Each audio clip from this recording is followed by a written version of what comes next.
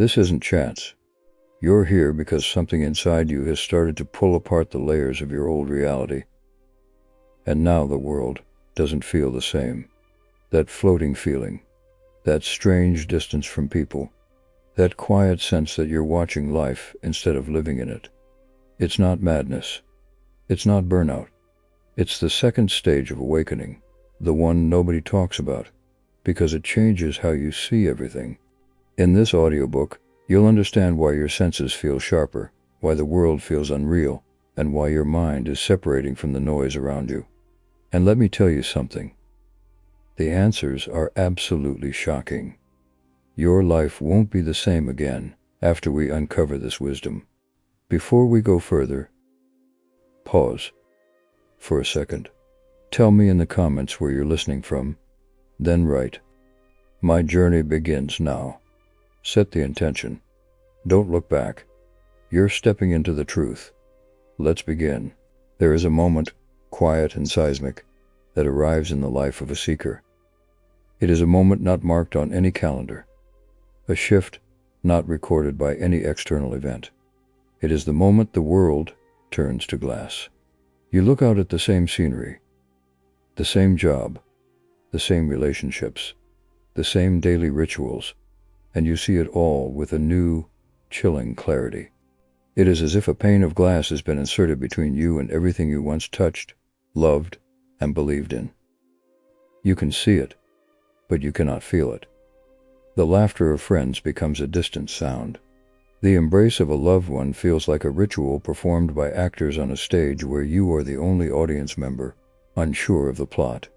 You move through your days, competent, yet profoundly dislocated, as if piloting a sophisticated biological machine from a control room that has gone dark. This, the listener is to understand, is not a breakdown. It is not a clinical depression, though it may wear its costume. This is a sacred disintegration. This is the second stage of a spiritual awakening, and you, by virtue of your presence here, in this moment, with these words echoing in your mind, have been chosen to navigate its profound and bewildering terrain. The soul, in its infinite wisdom, has initiated a divorce from the consensus reality. It has found the agreements of the world chase this, acquire that, believe in this version of success to be insufficient, to be made of a substance too thin to sustain the weight of a burgeoning consciousness. And so, it begins the delicate, terrifying work of dissolution. Consider the humble caterpillar in its chrysalis. It does not simply sprout wings. No. It first must dissolve into a primordial soup, a state of seeming nothingness, where every structure of its caterpillar self is broken down into its essential components. To the outside observer, it is a formless, lifeless goo. But within that sacred mush, the imaginal cells begin their work, assembling a new blueprint, a form capable of flight. What you are experiencing, this detachment from reality, is your own chrysalis stage. The old structures of identity, belief, and perception are being softened, liquefied. It feels like losing your mind because, in a very real sense, you are. You are losing the limited mind that constructed the world you are now detaching from. This book is your guide through the soup. It is a voice in the darkness of your chrysalis, assuring you that the process, however alienating, is holy. You are not broken. You are not lost. You are in metamorphosis. The feeling of watching your own life from behind a glass wall is the feeling of the observer within you. The eternal consciousness, waking up and stepping back from the character it has been playing. It is unsettling because you have mistaken the character for the actor, the costume for the being. The detachment is the first painful glimpse of the truth. You are the awareness behind the eyes, not the story the eyes are watching. This journey you are on, it is the greatest adventure a human being can undertake. It is the journey from the periphery of your own existence to the center. It is the path from being a noun, a fixed thing called a name, a job, a history, to being a verb. The act of witnessing, the process of loving, the dance of creation itself. The emptiness you feel is not the absence of meaning, but the space in which true meaning, your meaning, will be born. The loneliness is not an abandonment by the world, but the necessary solitude in which you can finally hear the whispering of your own soul. A voice that has been drowned out for decades by the cacophony of the mundane. So take a deep breath. You are safe. The ground is not disappearing. It is being exchanged for a different kind of ground, one that exists within you, unshakable and eternal. The pages that follow are a map of the liminal space. They will explain the architecture of your detachment, show you its purpose, and provide you with the tools not to end the process prematurely, out of fear, but to courageously midwife your own rebirth. You are not alone. Every mystic, every sage, every true creator has walked this foggy path. They left clues, wisdom, and most importantly, the assurance of dawn. Let us begin. Your new life is waiting, not ahead of you, but within the very core of this beautiful, terrifying, and perfect detachment. Chapter 1. The Glass Wall. When the world loses its texture, you wake up. The alarm clock sings its familiar, grating song. The light filters through the same blinds, painting the same stripes on the same wall. You swing your feet onto the same floor. But something is off. It's as if the volume of the world has been turned down on some fundamental frequency, the one that carries the emotional resonance of things. The coffee you brew smells like coffee, but it doesn't invite you. The face you see in the mirror is yours, undoubtedly. But there is a faint, curious distance, as if you are regarding a pleasant acquaintance whose name you can't quite recall. You go through your morning routine, shower, dress, commute with a seamless, robotic efficiency. You are functioning, but you are not inhabiting. A pane of glass, invisible and cold, has slid between you and the vivid, textured reality you once knew. This, friend, is where our journey truly begins. This is the glass wall. The man or woman experiencing this does not often speak of it, for the vocabulary seems absurd. My life feels like a television show, they might think. Or, I feel like I'm in a simulation. These are not intellectual propositions. They are visceral, emotional experiences. The listener knows this. The listener has lived this. The colors are still there, but they lack saturation. Music still plays, but it touches the ears, not the heart. Conversations are exchanges of data, not communion of souls. It is a universal loneliness, a solitude that persists even in a crowded room. Because the crowd is on the other side of the glass, the individual feels they are performing a pantomime of human life, their gestures visible but their essence trapped in a soundproof booth. Why does this happen? The soul has reached a saturation point. For decades, perhaps, it has ingested a reality constructed by others, societal expectations, familial conditioning, cultural narratives about success and happiness. It has worn an identity woven from the threads of other people's opinions, past traumas, and future anxieties. And then, one day, through a crack born of profound loss, relentless seeking, or simply an inner fullness that can no longer be contained, a new awareness dawns. It is the awareness of the awareness itself. The consciousness that has been focused entirely outward, onto the world of objects and others, turns just a fraction and glimpses its own source. And in that glimpse, the projected world flickers. Think of it like this. You have been engrossed in a film, a breathtaking epic. You have wept for the characters, feared for their safety, cheered their victories. You have, for 2 hours, forgotten you are in a theater.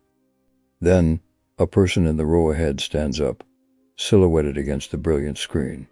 For a moment, Your awareness is ripped from the narrative and forced to acknowledge the projector's light, the fabric of the screen, the constructed nature of the reality you were so invested in. The spell is broken. The film doesn't disappear, but you can no longer surrender to it unconditionally. You see the mechanics. The glass wall is that moment of recognition extended. You have seen the light of your own consciousness projecting the movie of your life, and now, the images, however compelling, feel flat. Let us speak directly now, you and I. You behind the glass. You who feel like a ghost in your own machine. I need you to hear this, not as a concept, but as a lifeline thrown across the silence. This wall you perceive as a prison is, in fact, the first evidence of your freedom. The numbness you feel is not a deficiency of your heart. It is the anesthesia applied by your soul so it can perform a critical operation. It is separating the real from the unreal within you. The pain of detachment is the pain of a lifelong graft being gently, necessarily, peeled away. The identity you built, the one that feels so distant now, was a temporary shelter. It served its purpose. It kept you safe. It helped you navigate. It got you to this precise point. But you have outgrown it.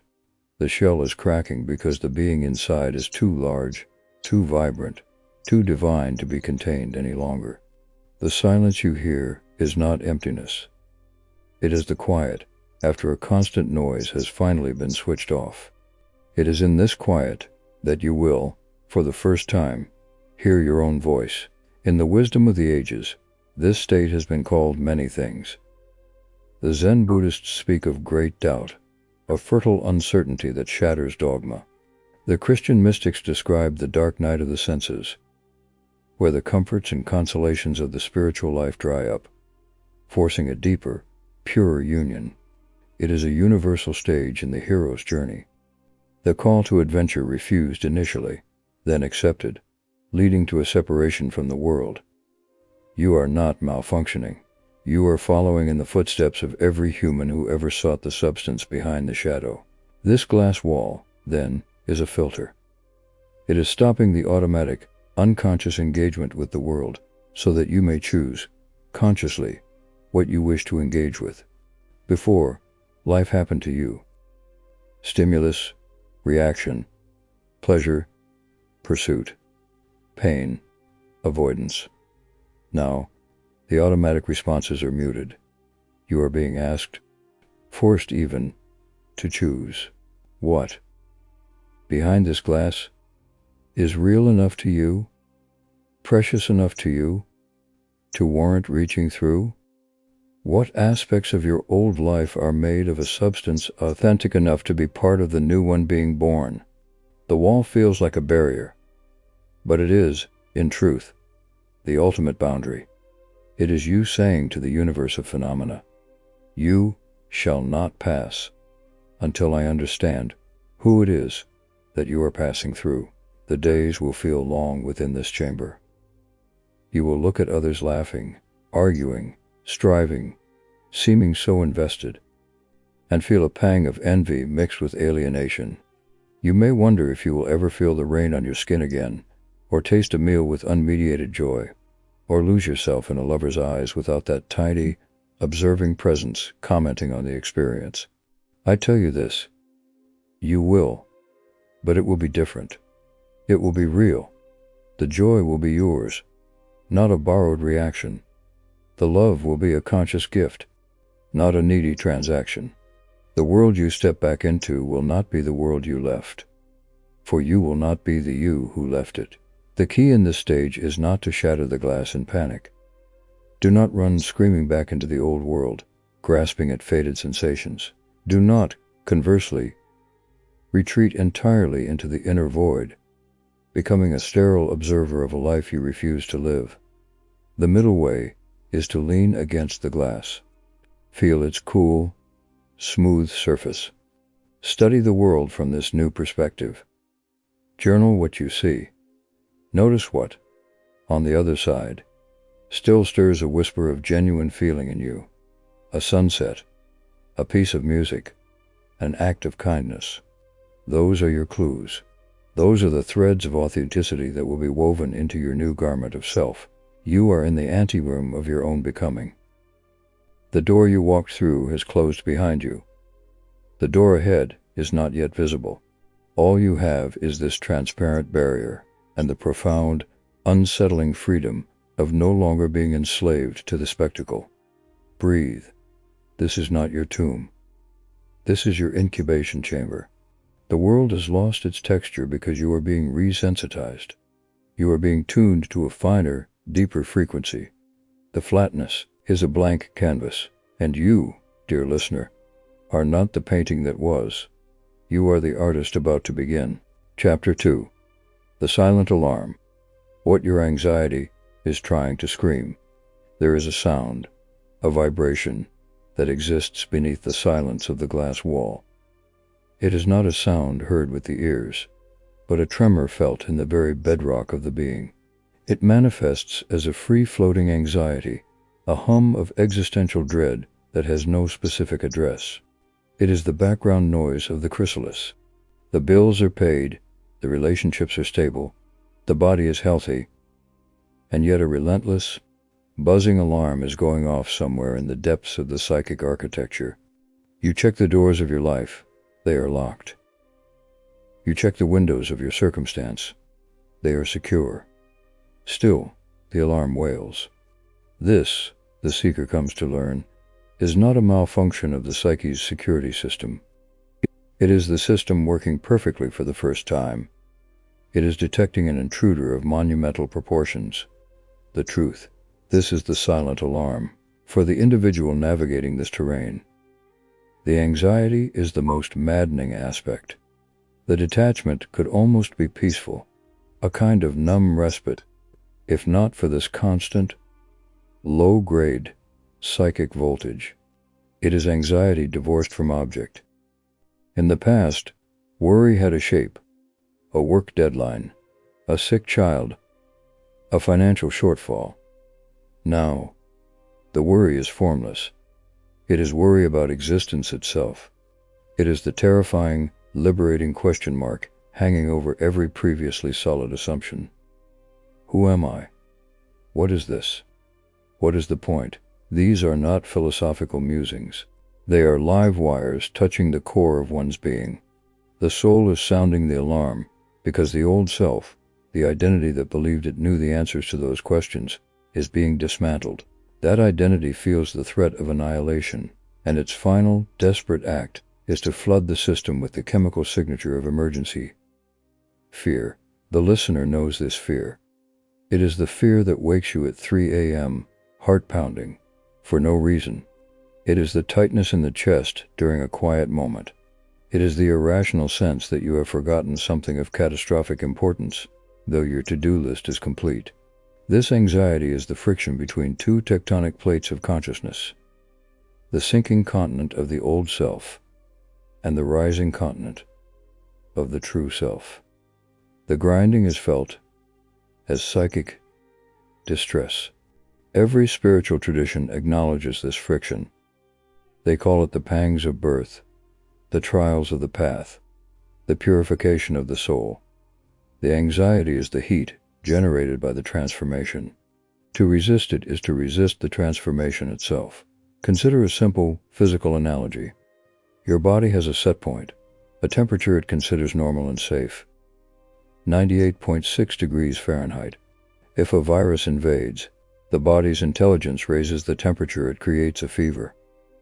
This fever is uncomfortable, even frightening, but it is not the illness. It is the body's intelligent response to the illness, a hostile environment created to burn out the invader. The silent anxiety of spiritual awakening is a fever of the soul. The invader is illusion, forgetfulness, a life lived on autopilot. The soul, in its infinite wisdom, has raised the psychic temperature to create an environment in which the false self cannot survive.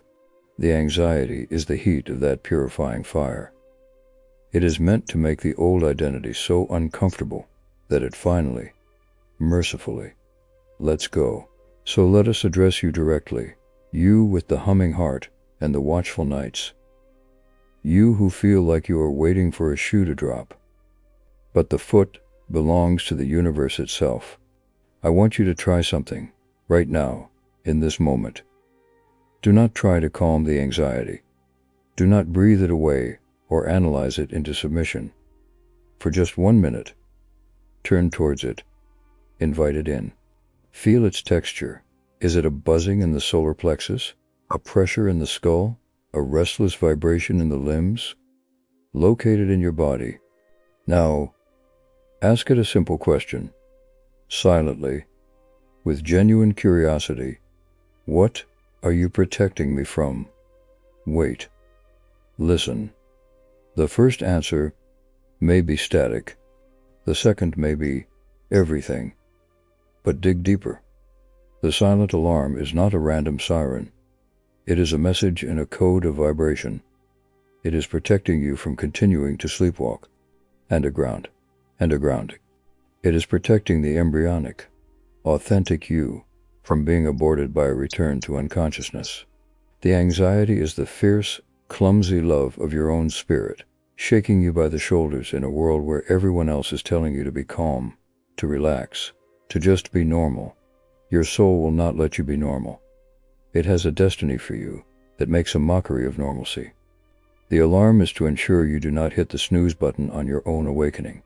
In the grand narrative of the hero, this is the refusal of the call manifesting as internal chaos. The herald has delivered the message. The glass wall is the herald, and the would-be hero is terrified, clinging to the ordinary world, even as it turns to glass. The anxiety is the tension of that refusal. The mystical texts speak of this as the purgative way, where the soul is scrubbed clean of its attachments, its egoic grime, and the process is anything but pleasant. It is the feeling of being spiritually scoured. Every unresolved trauma, every buried grief, every unlived dream rises to the surface, not to drown you, but to be released in the purifying fire of this present awareness. The anxiety is the container for that release. The great mistake here is to pathologize the signal, to run to a professional armed with a DSM and plead for a chemical silencing of the alarm. While support is crucial, the seeker must understand. Silencing this alarm without understanding its message is like disabling a smoke detector while the house fills with smoke. The anxiety is not the fire, it is the alert to the fire. The fire is the burning away of the false. To numb the alert is to risk sleeping through the transformation and awakening later to the ashes of a life not lived, a self not realized. How then does one live with this silent alarm? The instruction is counterintuitive. You must make peace with the unrest. You must befriend the anxiety. See it not as an enemy to be defeated, but as a frantic messenger to be decoded. When it arises, thank it. Thank you for trying to protect me. I am listening. Then, ground the energy. Feel your feet on the floor. Breathe into the specific physical location of the sensation. You are not trying to eliminate it. You are giving its raw, frantic energy a conduit into the earth and into conscious awareness. You are translating its scream from a noise into a language. This stage requires immense courage. It requires the courage to feel profoundly unsafe in order to discover the only safety that is real, the unshakable presence of your own awareness, which can witness even this terror.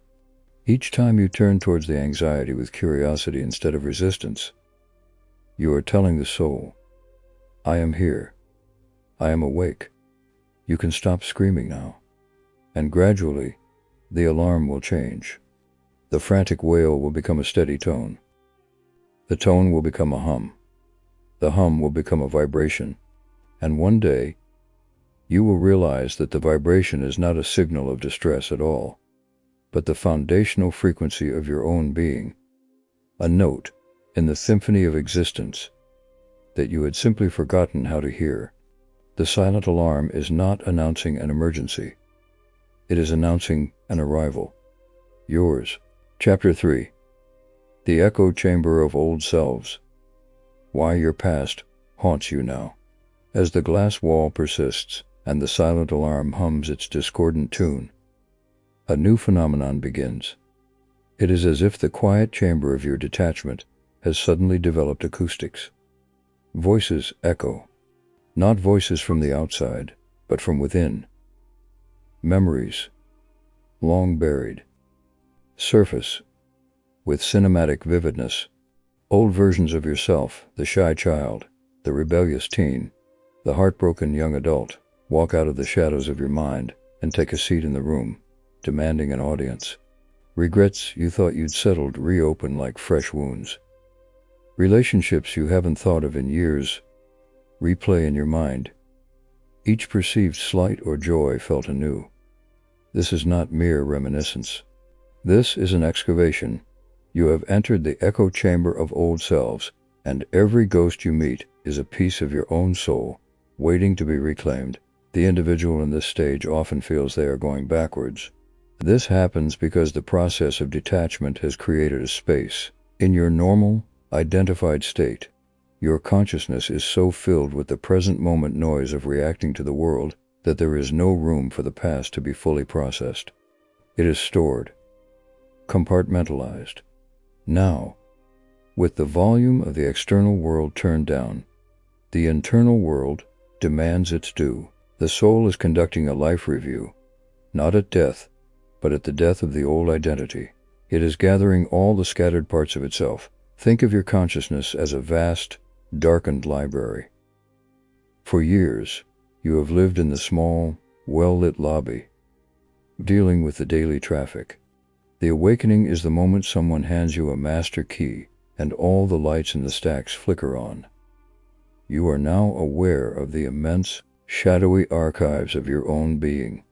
You must, if you are to claim your full inheritance, walk those stacks. Every book is a memory. Every file is an aspect of a former you. Some are beautiful, illuminated manuscripts. Others are torn, stained, and painful to touch. But they all belong to the library. They all make up the story of how you arrived here. At this moment of awakening, the echoing is the sound of all those books being opened at once. This haunting has a precise spiritual purpose: integration. The goal is not to exorcise these ghosts, but to host them, to listen to their stories, to acknowledge their pain, to thank them for the roles they played, and to finally, lovingly, tell them their service is complete. The timid child protected you. The angry adolescent carved out boundaries. The heartbroken lover taught you depth. They are not enemies. They are former employees of a company that is undergoing a complete restructuring. They need to be met, debriefed, and honored before they can be released from their posts. The anxiety you feel in this chamber is the anxiety of reunification, of trying to fit these disparate, often conflicting, parts into a coherent whole.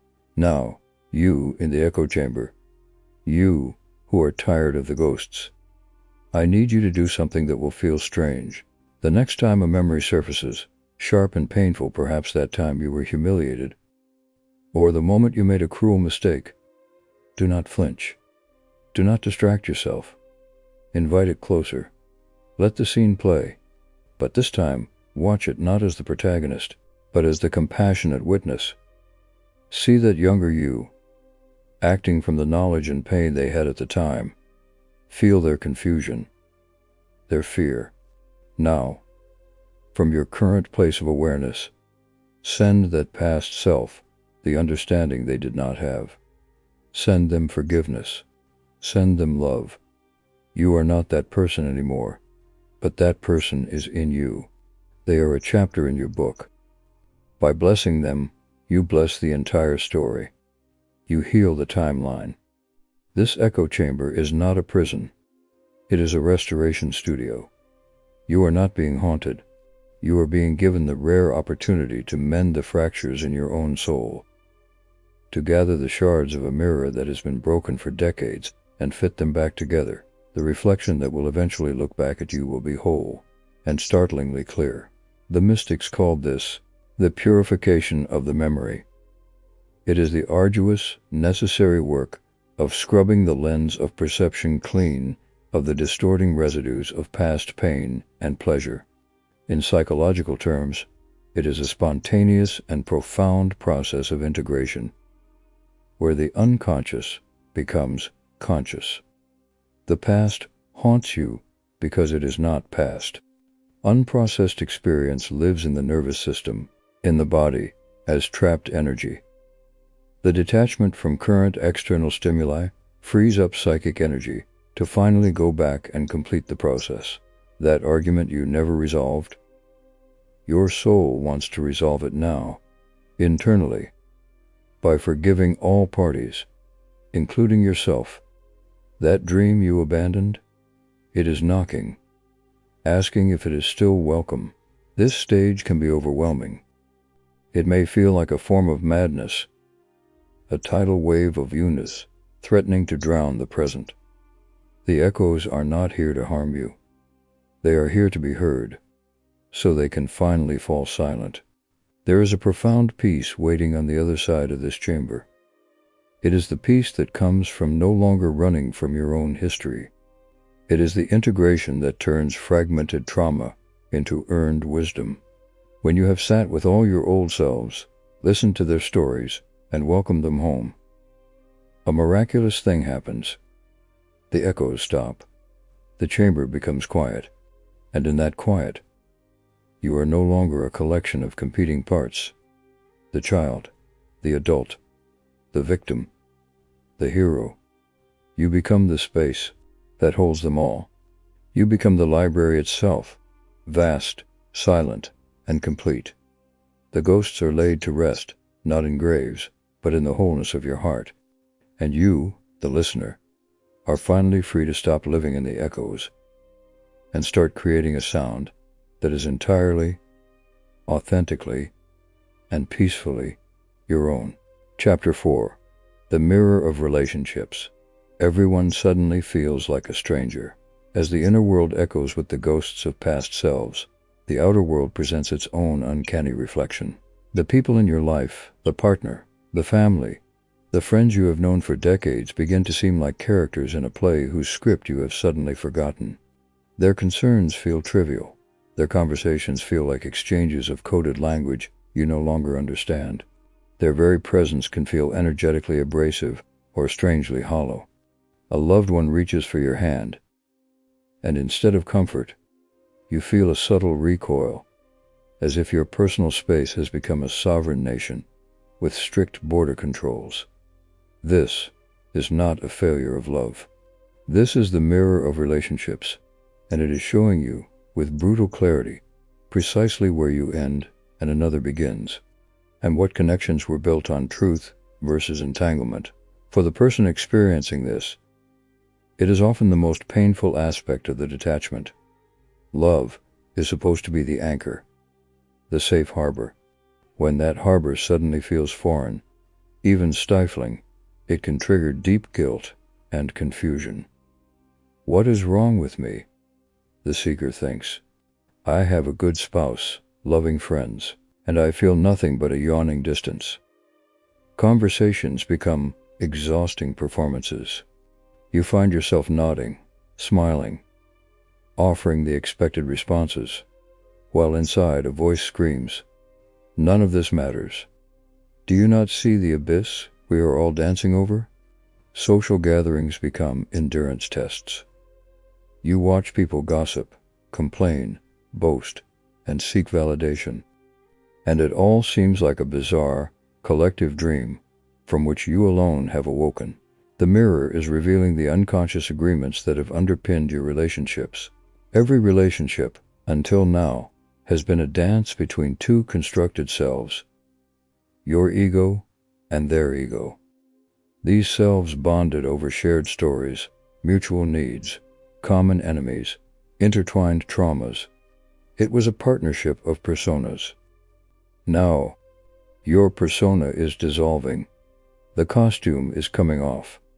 The constructed self that used to engage in those dances is fading. You are left with the raw, naked awareness underneath, and that awareness does not know the steps. It does not care about the gossip. It is not soothed by the old comforts. It seeks only one thing: authenticity. And so, it holds up a mirror to every relationship. In that mirror, you see reflected back, not the other person's soul, but the nature of the connection itself. You see the cords of dependency, the hooks of expectation, the glue of codependence. You see where you were playing a role to receive love, and where others were loving the role, not you.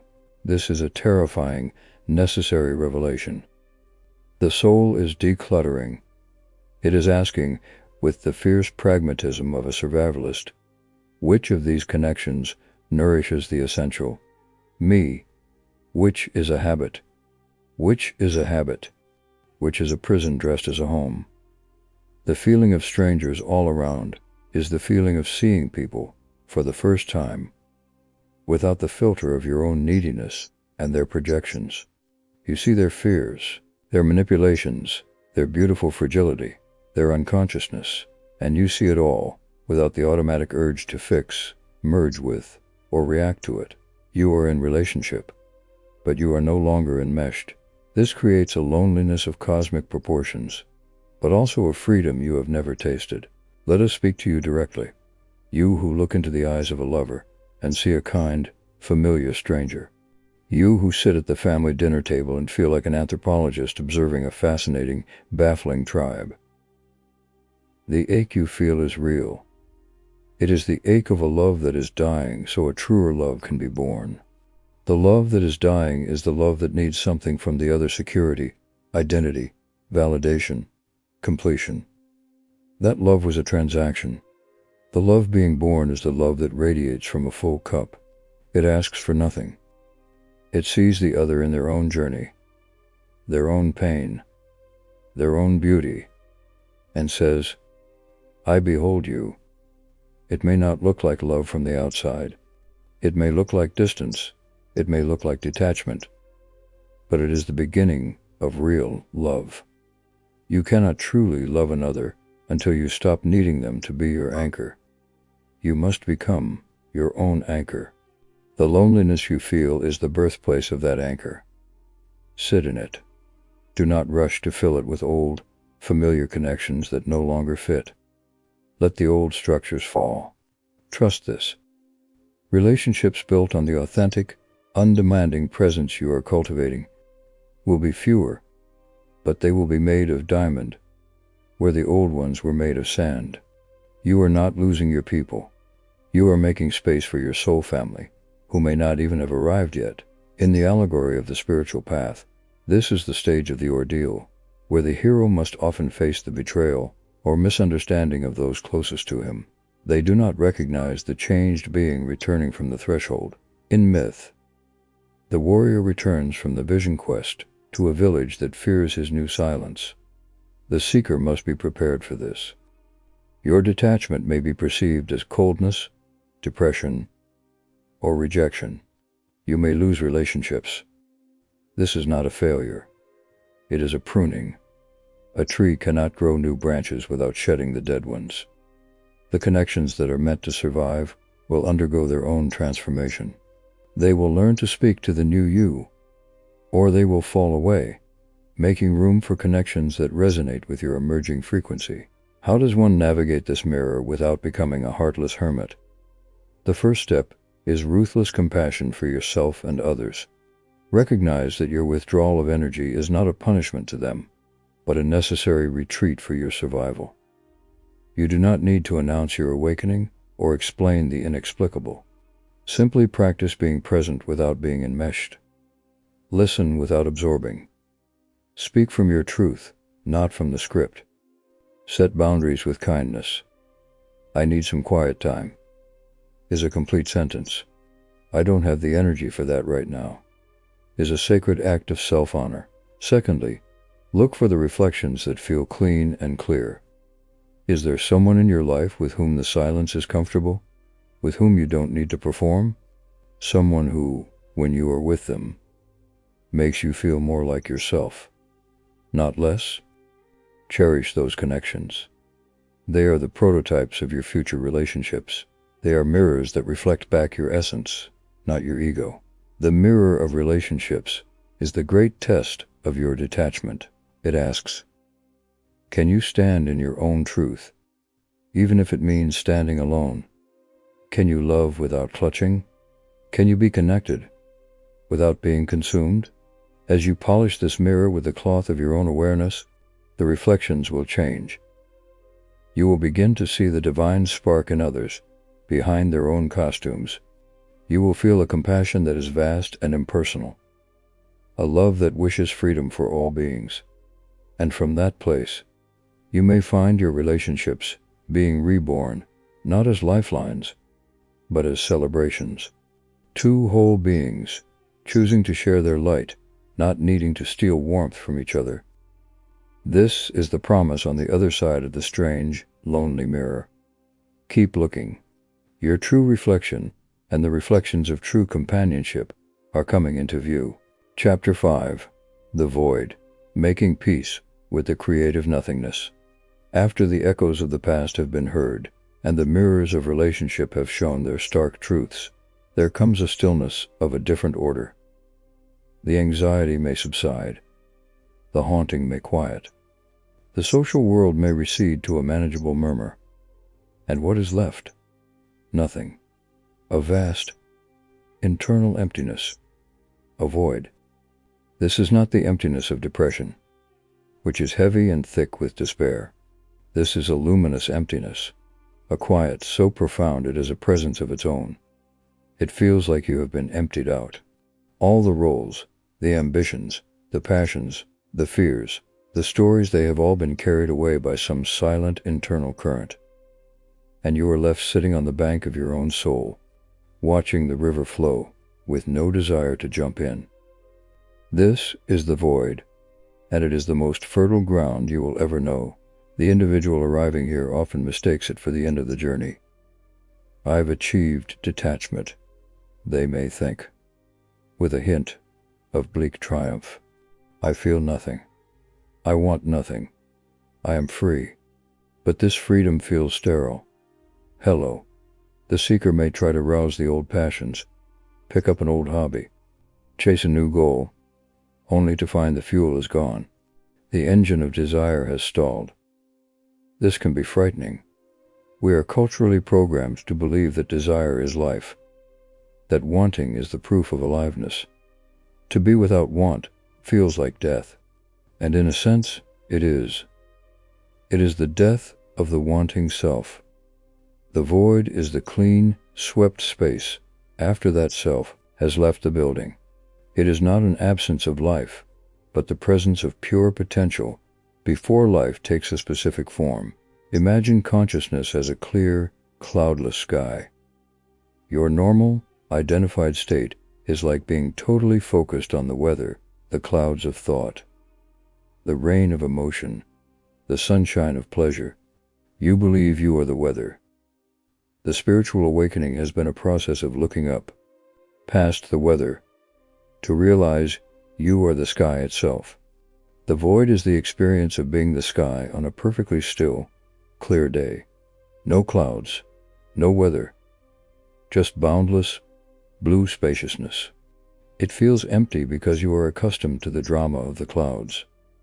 But this emptiness is your true nature. It is consciousness in its pure, unmodified state. It is the I am before the I am this or that. This stage is known in mysticism as the dark night of the spirit, a deeper, more radical purification than the dark night of the senses. Here, even the consolations of the spiritual path, the feelings of peace, connection, bliss, are stripped away. God is absent. Meaning is absent. Everything is absent. It is a final surrender of the soul to the absolute unknown. The ego's last stand is its attempt to claim this void as an achievement, as a state of spiritual mastery. But the void tolerates no owners. It simply is. The peace found here is not a happy peace. It is the peace of a surrendered army. It is the profound relief of having nothing left to lose, because every identity you cherished has been lost already. So, to you in the void, you who feel like a wraith in a featureless landscape, I want you to try something radical. Instead of trying to fill this space or fearing its expanse, lie down in it, metaphorically. Let go of the need to be someone, to feel something, to know anything. This is the ultimate trust. Fall into the arms of the universe. You have been stripped bare not to perish, but to be reborn from a deeper source. This nothingness is not your enemy. It is the womb of your new world. Every creation myth begins with a void. In the beginning, the earth was without form and void. Then, spirit moves upon the face of the waters. Your spirit is that moving force. But first, there must be the void. The emptiness you feel is the prerequisite for a creation that is uniquely, authentically yours. You have spent a lifetime being filled with other people's sounds, other people's dreams, other people's definitions. Now, the slate is clean. What sound will you make? What dream will you dream? The void is listening. It is waiting for your authentic whisper, and it will echo it back to you 1,000-fold, not as an idea, but as the substance of your new reality. The practical challenge of the void is how to function in the world. How does one work, love, create, from a place of no desire? The answer is subtle, but life-changing.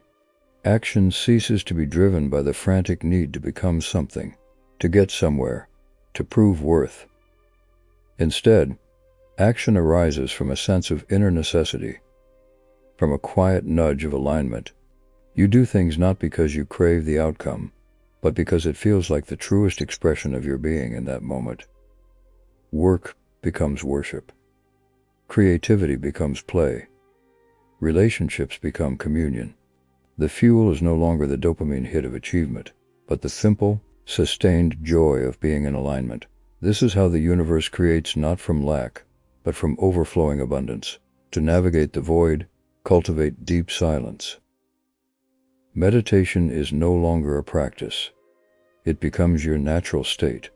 Spend time in nature, not to escape, but to resonate with a world that is also, in its essence, vast and silent beneath the chatter of life. Engage in activities that have no goal. Walking, staring at the sky, simple manual tasks. Allow yourself to be bored. In the space of boredom, the first tendrils of authentic desire, not egoic wanting, but soulful inclination will begin to stir. What feels like a gentle pull? What activity makes the void feel a little less empty? Not because it fills it, but because it harmonizes with it. This stage requires immense patience and the death of spiritual ambition. You are not waiting for a feeling. You are becoming the space in which all feelings arise and pass. The greatness of this book, the subject at hand, is to assure you that this void is not the end. It is the central, sacred turning point. It is the eye of the hurricane. The detachment was the leading edge of the storm. The void is the stillness at the center.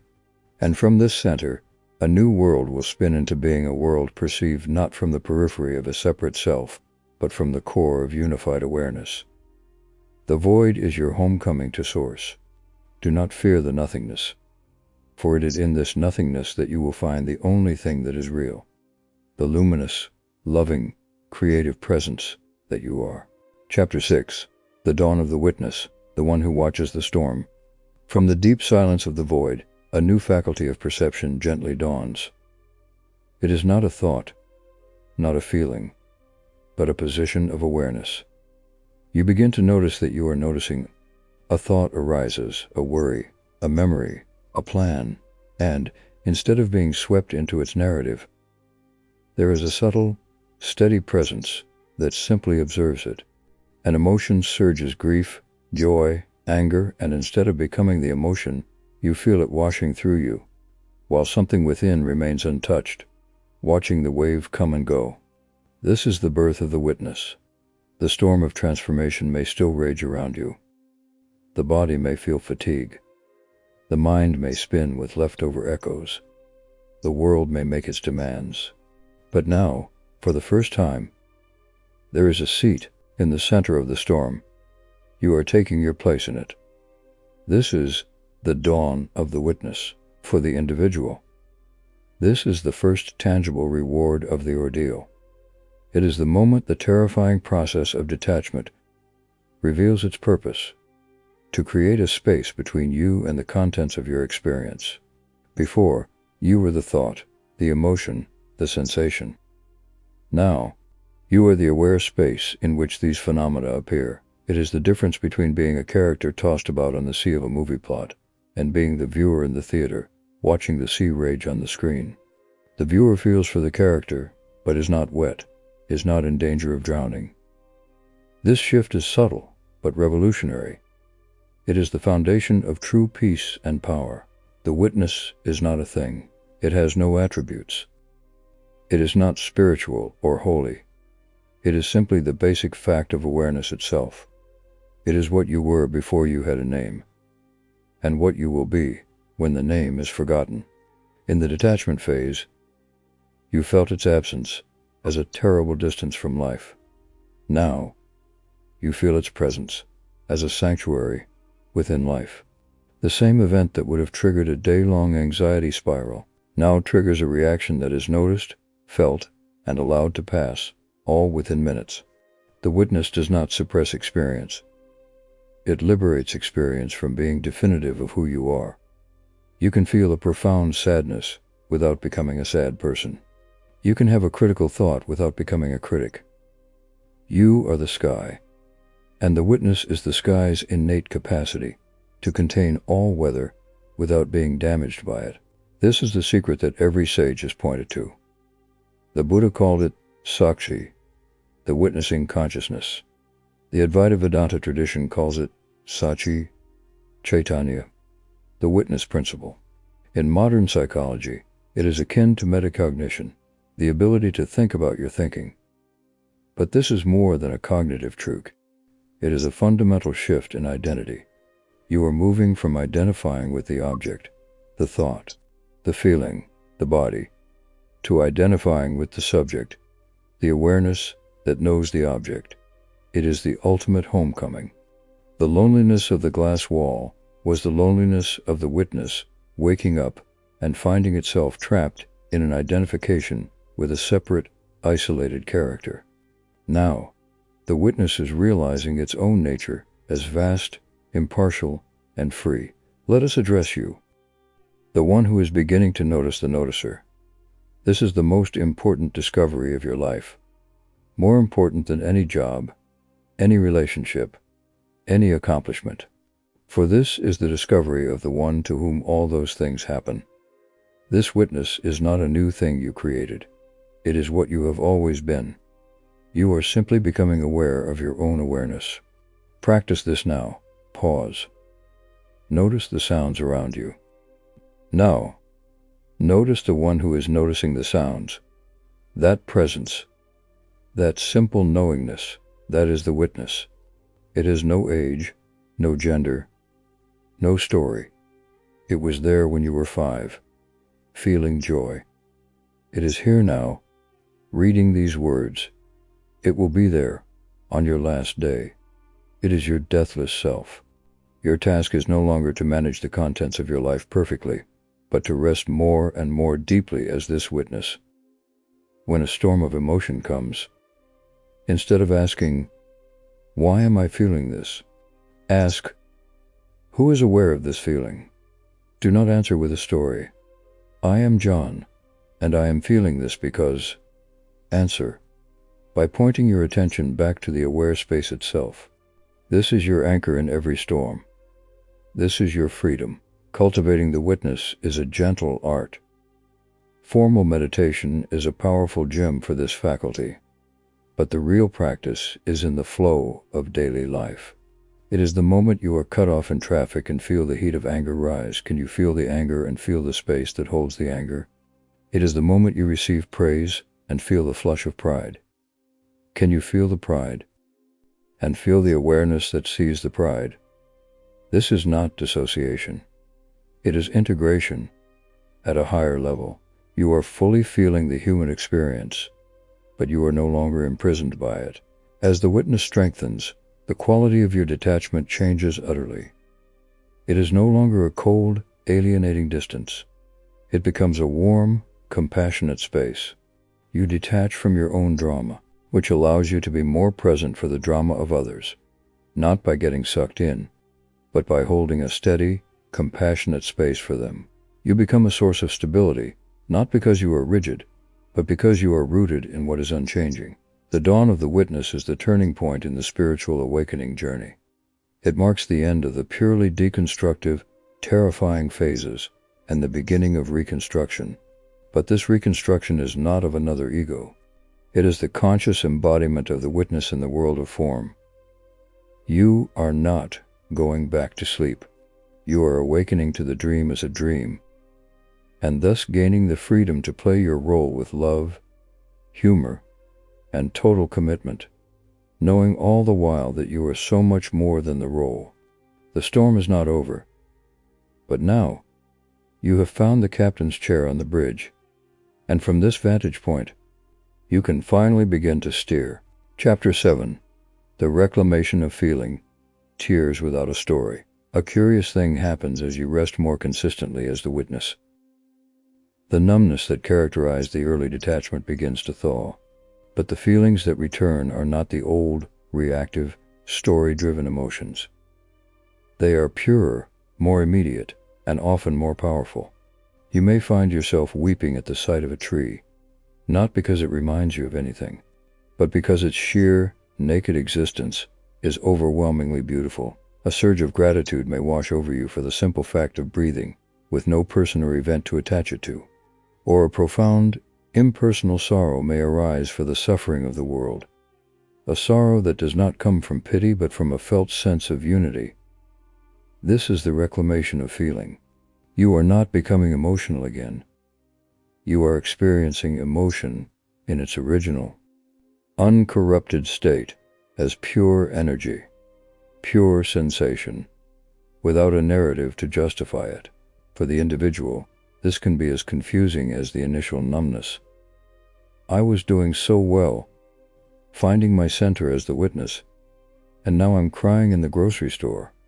The mind, still clinging to old patterns, will rush to fabricate a story.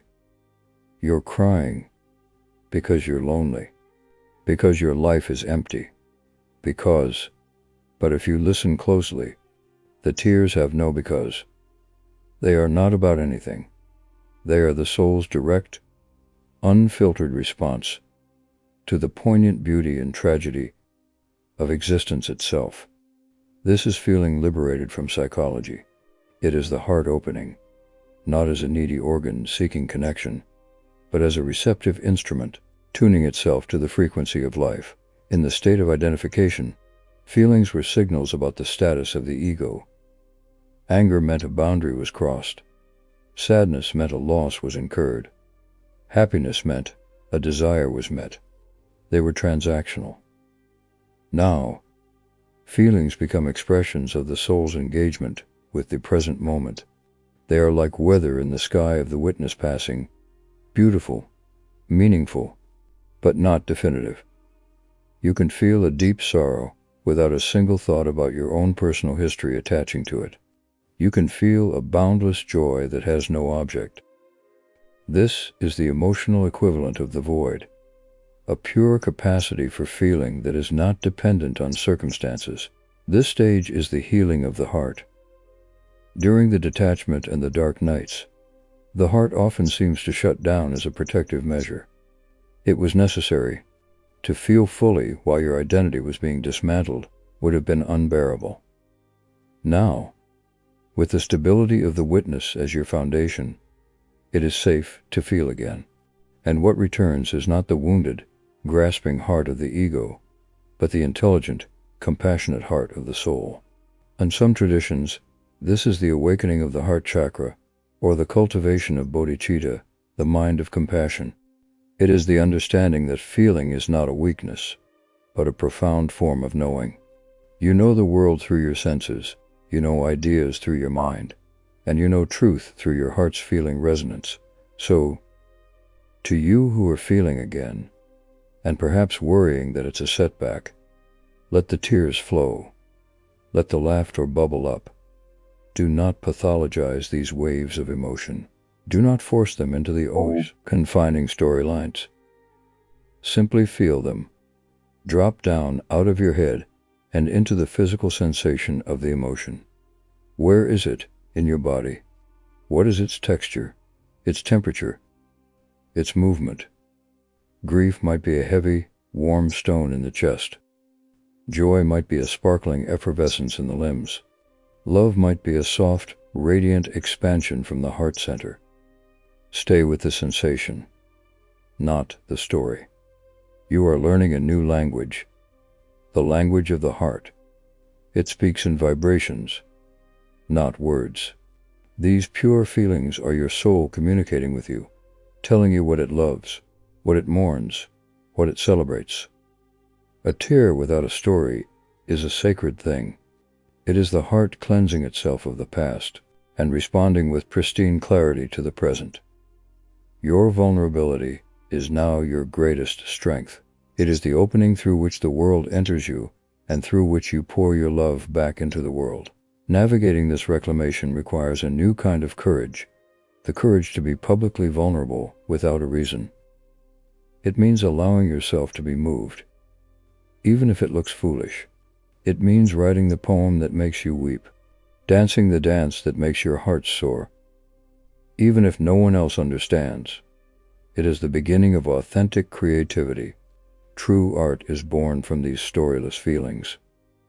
The artist touches the raw nerve of existence and translates that pure sensation into form. You are becoming an artist of your own life. Furthermore, these purified feelings become your truest compass. In the past, you made decisions based on what you thought you should want, or what would avoid pain. Now, you can make decisions based on what feels most aligned, most enlivening, most true in your heart's deep, quiet knowing. It is consulting a deeper intelligence that knows beyond logic. Does this path bring a sense of inner expansion or contraction? Does this person feel like home, or like a costume? Your heart, now cleansed of its old wounds and agendas, will tell you the reclamation of feeling is the return of color, music, and poetry to a world that had turned to glass.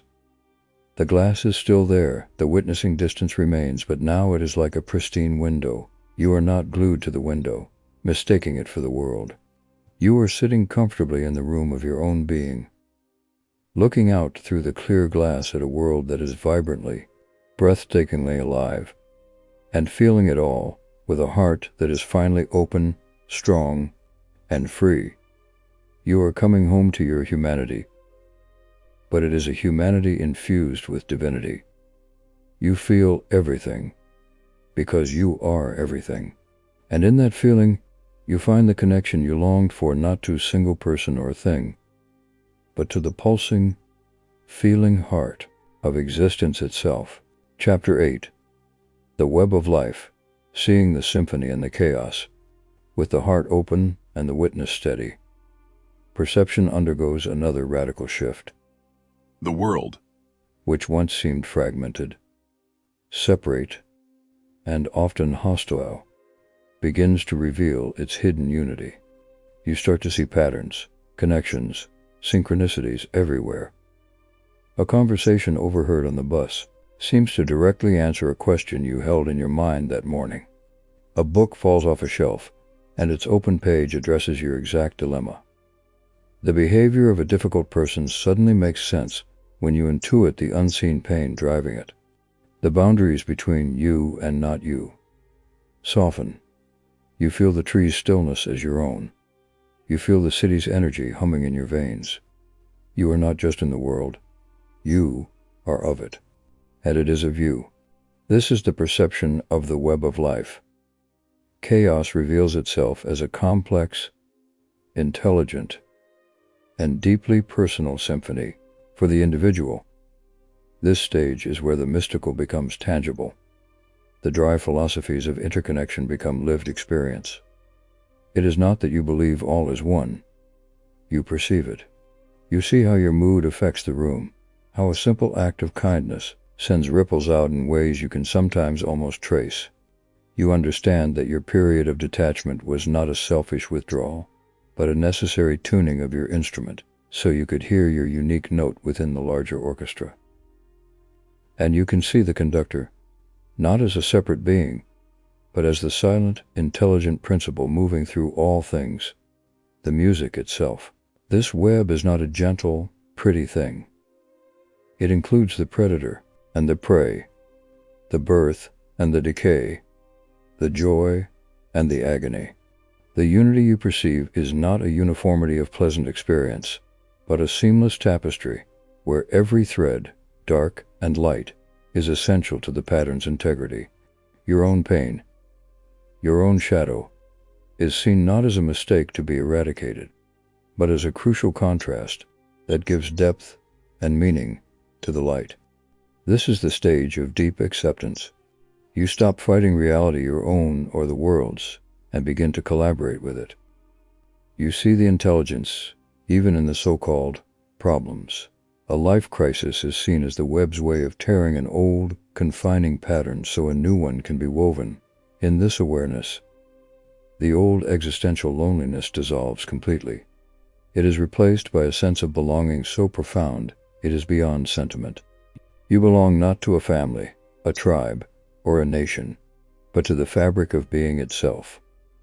You are a unique knot in the net, indispensable to its strength.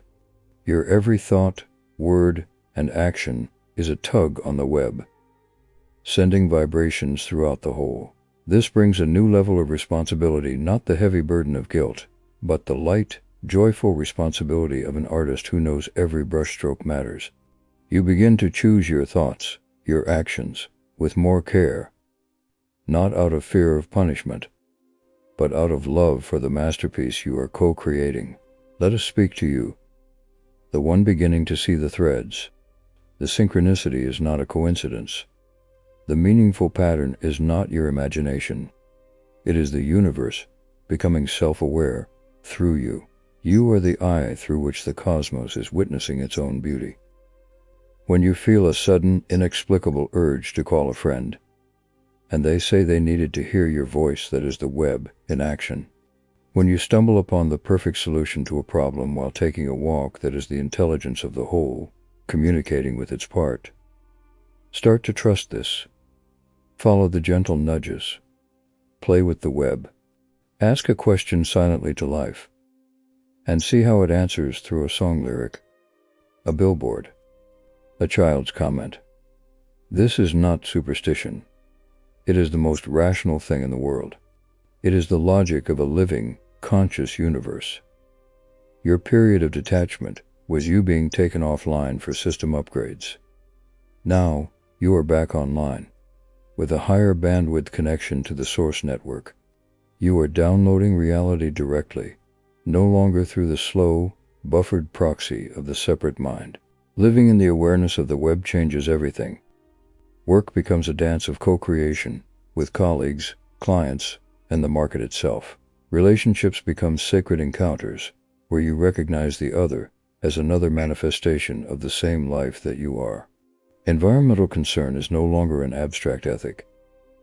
It is the felt understanding that polluting the river is polluting your own bloodstream.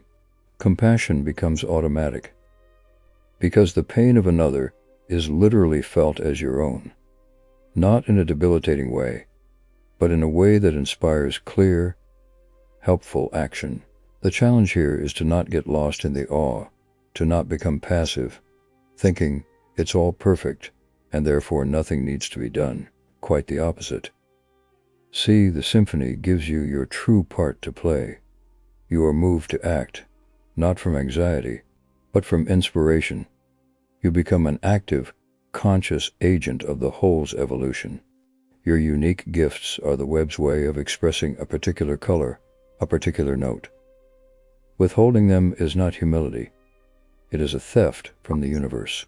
The web of life is the resolution of the detachment paradox. You are both profoundly detached as the witness of the web and profoundly connected as a unique expression of it. You are in the world, but not of it. And yet, you are of it in the most essential way. The glass wall has dissolved. You are not behind glass, nor are you glued to the world. You are the space that holds the world, and you are the sensitive, living thread that weaves through it. You have found your place in the great story, and now the story can truly begin. Chapter 9. The Authentic Impulse. Your soul's whisper becomes a clarion call, from the silent awareness of the witness through the open heart of reclaimed feeling, and within the interconnected awareness of the web, a new force begins to stir. It is quiet at first, easy to dismiss, a nudge to write, a pull to walk in a certain direction, a sudden, clear knowing about a decision, with no logical rationale, an idea for a project that feels exciting, but also terrifying in its originality. This is not the ego's ambition, which is loud, needy, and fear-based. This is the soul's whisper. It is the authentic impulse, and as you learn to heed it, this whisper will become the guiding force of your life, a clarion call to create, to serve, to be, in ways that are uniquely and powerfully yours. For the individual, this is where purpose is reborn, not as a job title or a grand destiny to achieve, but as a moment-by-moment alignment with inner truth. The search for life purpose that tormented you in earlier stages dissolves. You realize your purpose is not a destination, but a quality of movement. It is the purpose of a river, to flow. Your purpose is to flow authentically. The authentic impulse is the current of that flow. It tells you when to move, when to rest, when to speak, when to create. It is intelligence in action. It is your soul's way of participating in the co-creation of reality.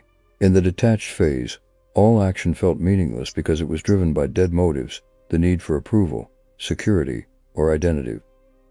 Now, action springs from a source of aliveness itself. It feels meaningful not because of the outcome, but because the act itself is an expression of truth. You might feel an impulse to paint, not to become a famous artist, but because the act of mixing colors and stroking the canvas feels like the most natural thing in the world. Like a bird singing at dawn. You might feel an impulse to leave a job, not because you have another lined up, but because staying feels like a lie. The authentic impulse is often illogical. It defies conventional wisdom. It is the universe's creative intelligence operating through your particular vessel. Trusting this impulse requires the courage you have been building through the entire awakening journey. It requires trust in the web of life, that if you follow the true nudge, the universe will support you in ways you cannot foresee. It is the ultimate act of faith. The ego will scream and protest, listing all the risks, all the ways you could fail, look foolish, or lose security. The witness allows you to hear the ego's fear without obeying it. The heart feels the rightness of the impulse. And so, you take the step. And in taking it, you build a feedback loop of trust. Life meets you. Synchronicities abound. Resources appear. The path unfolds under your feet as you walk it. To you who feel that first, faint nudge, that silly idea that won't go away, that quiet voice saying, "Try this. Do not ignore it."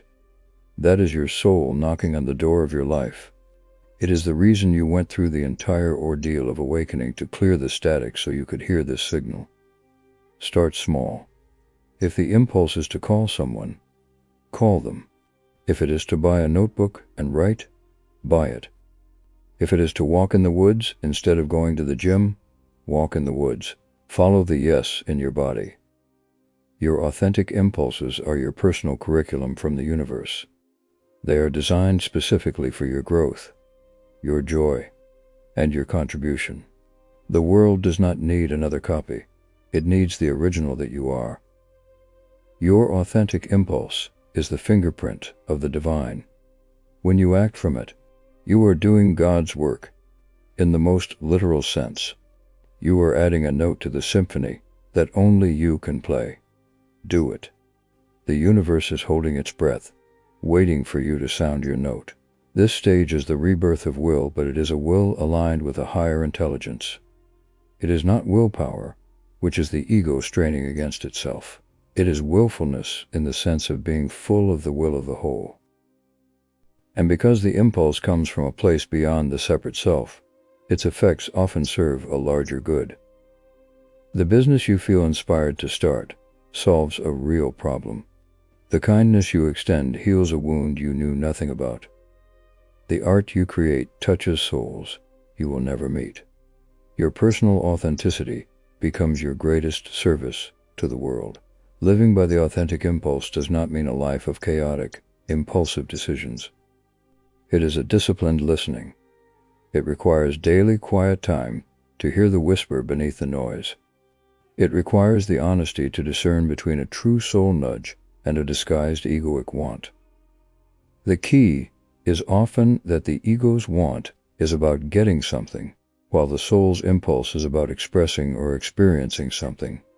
It requires the courage to clean up your life, to release commitments, relationships, and habits that consistently drown out or conflict with the authentic signal. This is where you reclaim your power. Not power over, but power to.